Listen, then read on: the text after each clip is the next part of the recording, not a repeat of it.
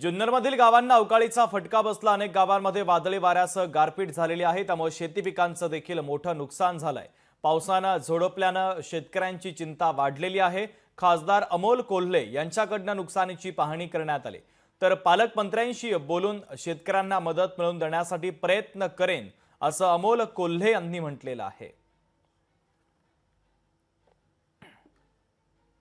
पंचनामे हे त्वरेने होतीलच, परंतु शासकीय जी नुकसान भरपाई आहे यापेक्षा इथल्या शेतकऱ्यांचं झालेलं नुकसान आणि इथली एकूण पावसाची नंतरची परिस्थिती पाहता आता शेतकऱ्यांच्या हातातोंडाशी आलेलं पीक गेलेलं आहे। त्यामुळे विशेष पॅकेज म्हणून या नुकसान भरपाईचा विचार व्हावा आणि शेतकऱ्यांचं जे खरोखर नुकसान झालं आहे, प्रत्येक शेतकऱ्याचं मग मिरची असेल, टोमॅटो असेल, कांदा असेल, सगळा जो हातातोंडाशी आलेला माल जो गेलेला आहे यासाठी एक स्पेशल पॅकेज करावं अशी मी आत्ताच कलेक्टर साहेबांना सुद्धा विनंती केलेली आहे आणि माननीय पालकमंत्री महोदय आणि मुख्यमंत्री महोदयांना सुद्धा या संदर्भामध्ये पत्रव्यवहार करून त्यांना तशी विनंती करतो।